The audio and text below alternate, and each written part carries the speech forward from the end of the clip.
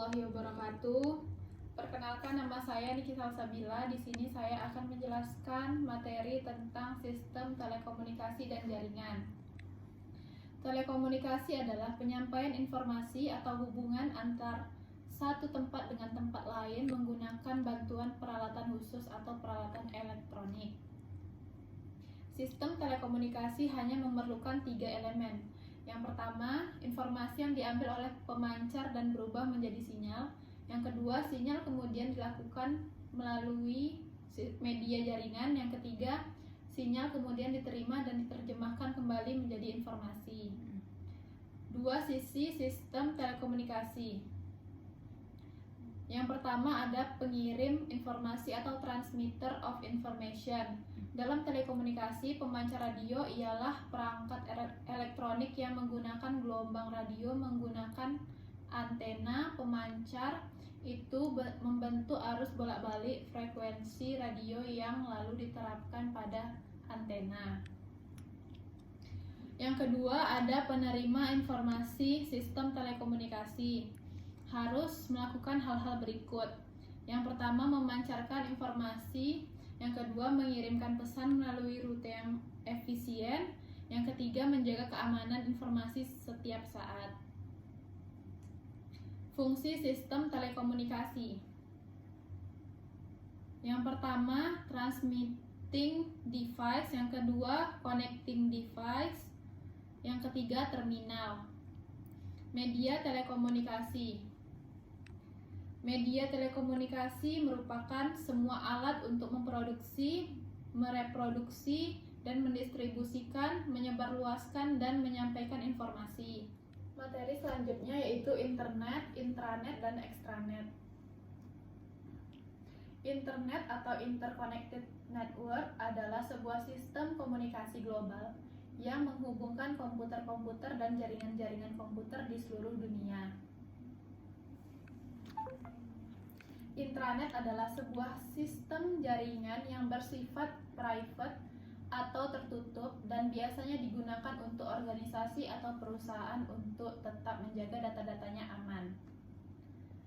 Dan intranet adalah sebuah jaringan internal perusahaan yang dibangun menggunakan teknologi internet.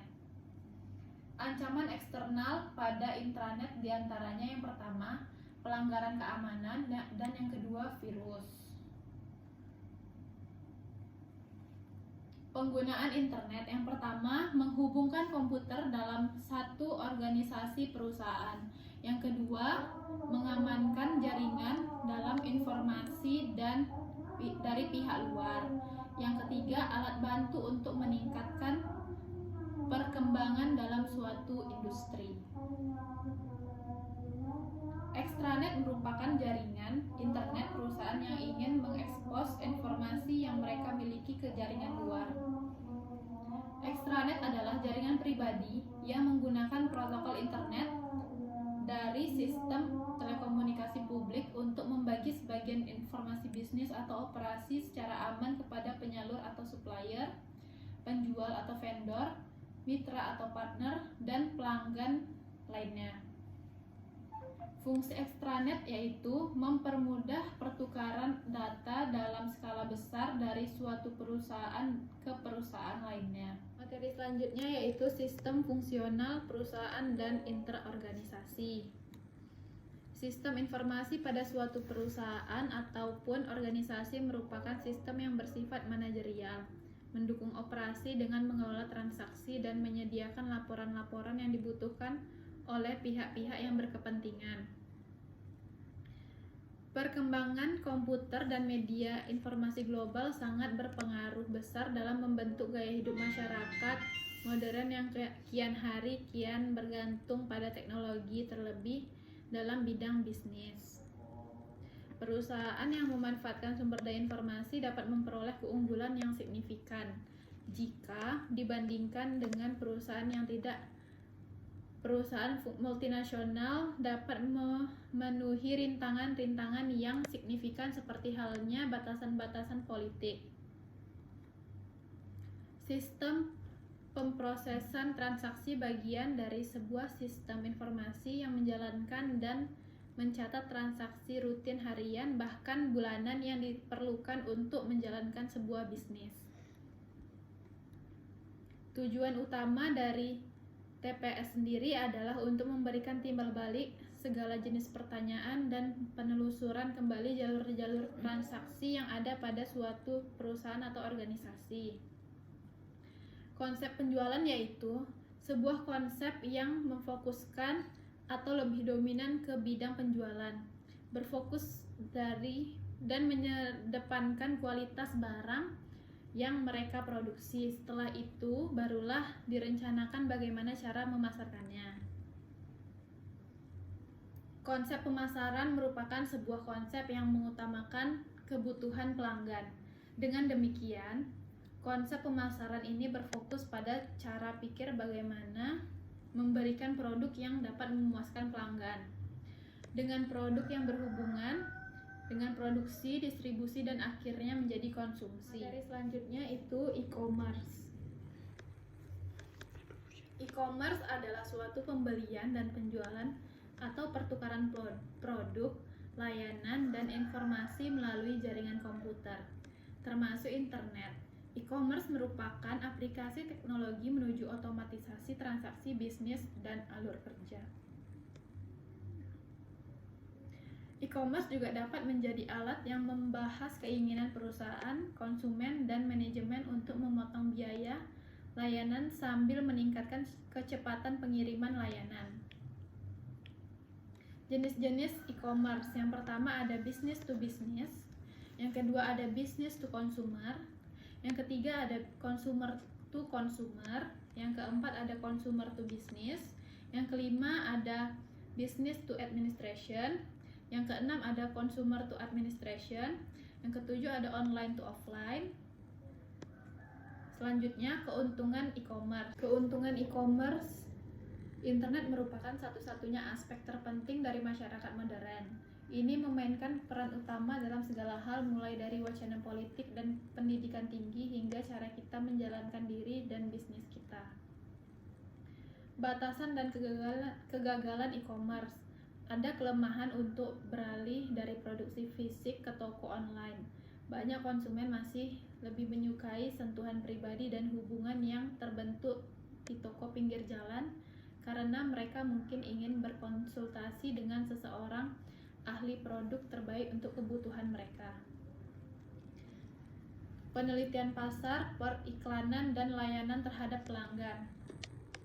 Penelitian pasar atau riset pasar adalah proses sistematis untuk mengumpulkan, menganalisis informasi biasa mengenai target pasar, konsumen, pesaing, dan industri secara keseluruhan.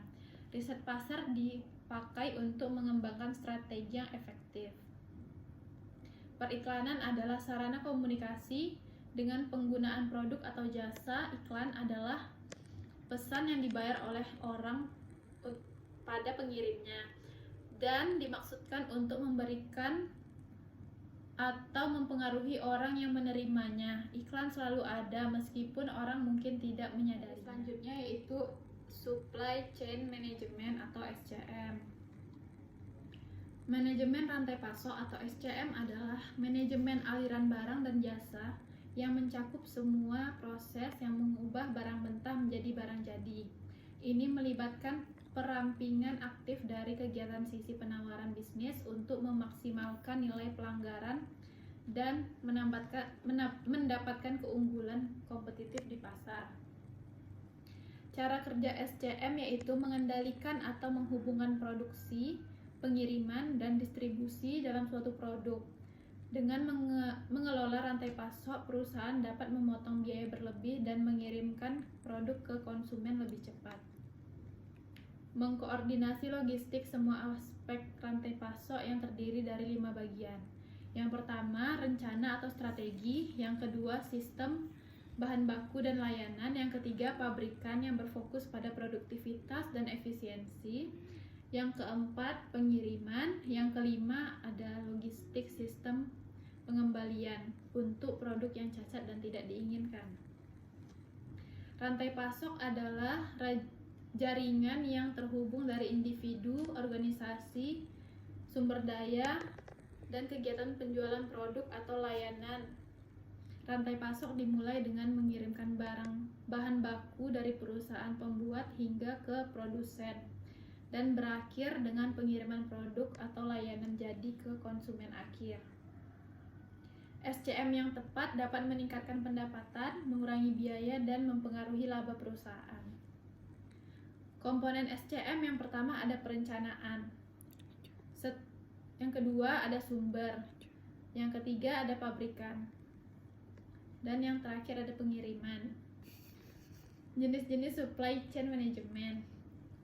Yang pertama, rantai supply upstream atau supply hulu. Yang kedua, internal SCM atau manajemen internal rantai pasok. Yang ketiga, downstream SCM atau supply rantai pasokan hilir. Permasalahan supply chain management. Yang pertama, produk yang berkualitas. Kedua, ada pabrikan global. Yang tiga, permintaan pasar yang berubah. Yang keempat, teknologi baru. Yang kelima, konsolidasi basis pemasok. Intelligent system. Yang pertama, artificial intelligence.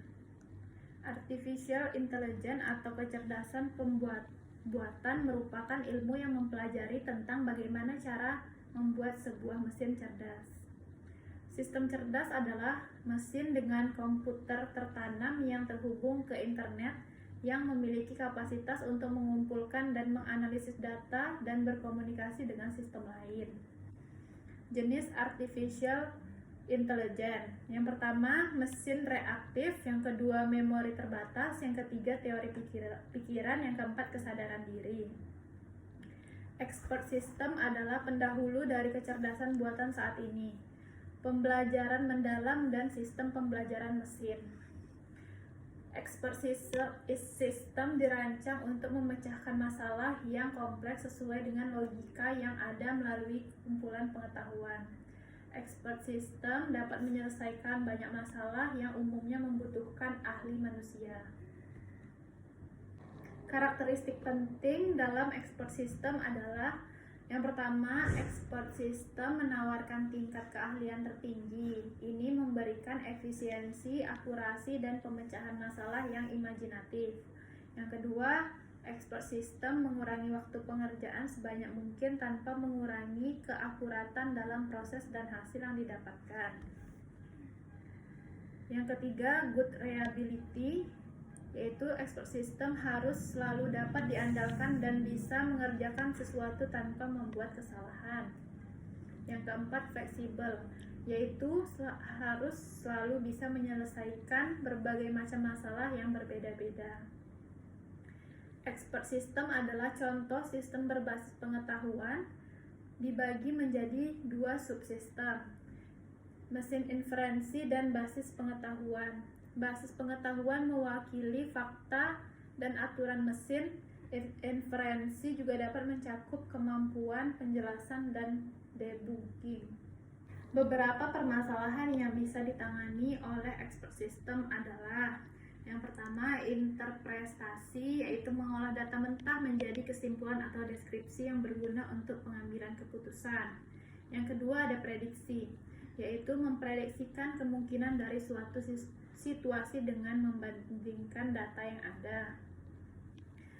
3. Diagnosis, yaitu menentukan sebab kegagalan atau kelainan yang berdasar pada data dan gejala yang ada. Yang keempat, monitoring, yaitu mengamati jalannya sistem dan membandingkan hasil dengan beberapa kondisi tertentu. Selanjutnya, keuntungan memperkirakan kondisi pasar. Yang pertama, memberikan solusi yang konsisten. Yang kedua, memberikan penjelasan yang masuk akal. Yang ketiga, atasi keterbatasan manusia.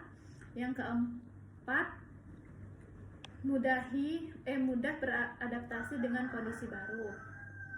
Kekurangannya yaitu kurang akal sehat, biaya implementasi dan pemeliharaan yang tinggi, kesulitan dalam membuat aturan inferensi, dan dapat memberikan solusi yang salah. Selanjutnya, tentang hak atas kekayaan intelektual.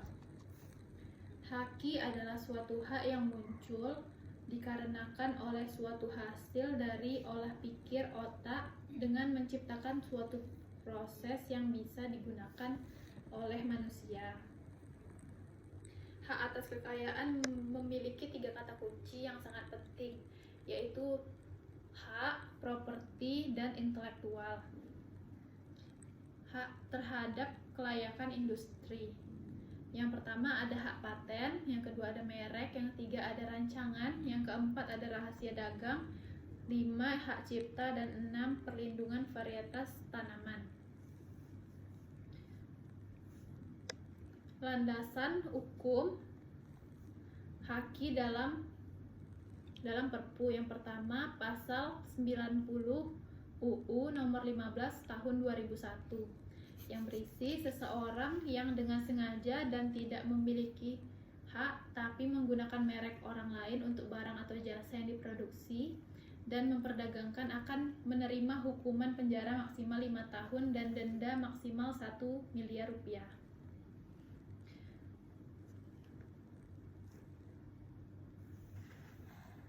Pendaftaran hak cipta memiliki keuntungan sebagai berikut. Yang pertama, registrasi membuat catatan publik dan bukti kepemilikan yang sah. Yang kedua, seiring dengan itu memungkinkan pemegang hak cipta untuk menegakkan hak moralnya atas hak cipta.